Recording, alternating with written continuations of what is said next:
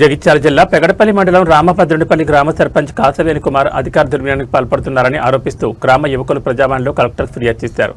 ఎన్నికల్లో తనకు మద్దతు ఇవ్వని గ్రామస్తులను వేధించడం, హరితహారం పథకం కింద నాటిన 100కు పైగా చెట్లను వ్యక్తిగత అవసరాల కోసం తొలగించారని ఆరోపించారు. మద్యం మత్తులో గ్రామస్తులపై దాడులు, బెదిరింపులకు పాల్పడుతున్నారని, జూన్ 21న చంద్రయ్య ఇంట్లో ప్రవేశించి ఆయనను, ఆయన భార్యను దుర్భాషలాడుతూ బెదిరించారని ఫిర్యాదులో పేర్కొన్నారు. ఘటనపై విచారణ జరిపి పంచాయతీరాజ్ చట్టంలోని సెక్షన్ 37 ప్రకారం సర్పంచ్పై చర్యలు తీసుకోవాలని కలెక్టర్ను కోరారు.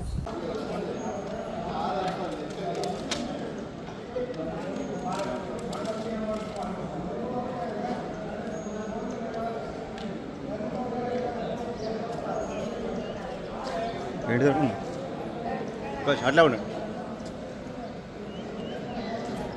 నీ పేరు చెప్పి నా పేరు నత్తన్ రాయేష్ అండి. మరి పెగడపల్లి మండలం రామభద్రునిపల్లి.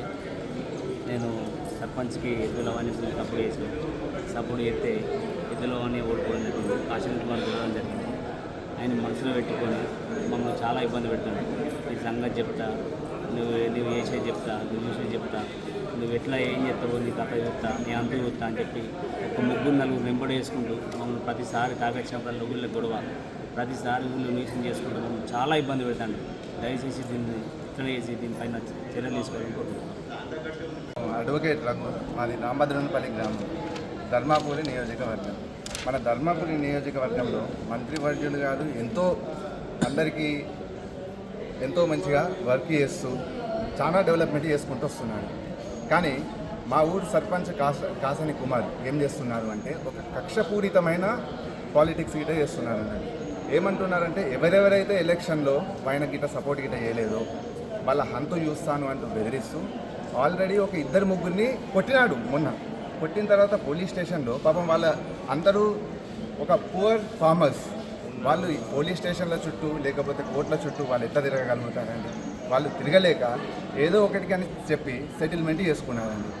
ఈ విధంగా ఈయన ఏం చేస్తున్నారంటే ప్రతి ఒక్కరిని ఇట్లనే అరాచకం చేస్తూ ప్రతి ఒక్కరి దగ్గర పైసలు తీసుకోవాలని చాలా ట్రై చేస్తున్నారు.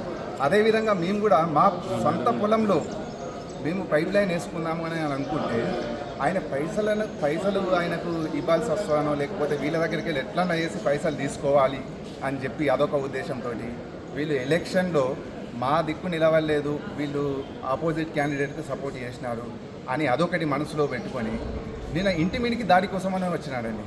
ఇదే కాకుండా ఇటువంటి అన్యాయాలు చాలా ఉన్నాయి. ఎట్లా అన్యాయాలు అంటే ఎట్లా చేస్తున్నారంటే ఇప్పుడు మా ఊళ్ళో ఎవ్రీ సండే ఏం జరుగుతుందంటే ఒక వెజిటేబుల్ మార్కెట్ గిట్ట జరుగుతుంది.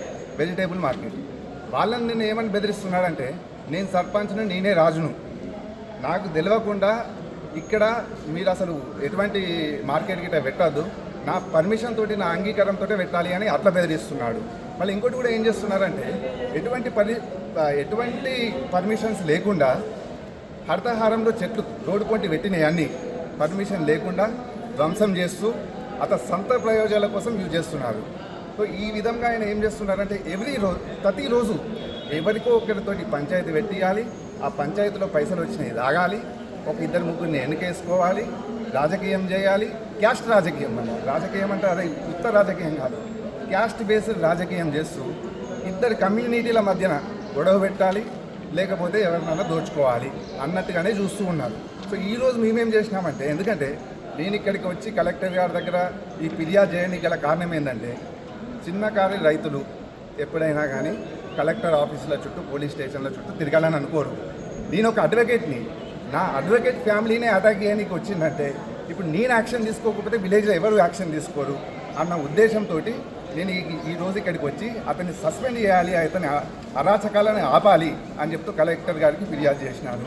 మరి ఇంకొక విషయం ఏంటంటే దీనిలో మన మంత్రివర్యులు గారు మన ధర్మపురి నియోజకవర్గంలో చాలా ఎంతో చిత్తశుద్ధితో పనిచేస్తున్నారు. కానీ ఈయనే ఆ పేరును ఖరాబ్ చేస్తున్నారు. ఈ దృశ్యాన్ని నేను ఈ విషయం గురించి మంత్రివర్యుని గారు కూడా అప్రోచ్ అయ్యాను. చట్టపరంగా ఎటువంటి అయితే ఉంటారో మేము 100% హెల్ప్ చేస్తా అని చెప్పినారు. మరియు అదేవిధంగా నేను కూడా ఈ రిప్రజెంటేషన్ పైన హైకోర్టుకు వెళ్ళి న్యాయపరంగా అతన్ని సస్పెండ్ అయ్యేదాకా లేకపోతే అతని పదవి విరామణ చేసే వరకు నేను పోరాటిస్తూనే ఉంటాను. ధన్యవాదాలు.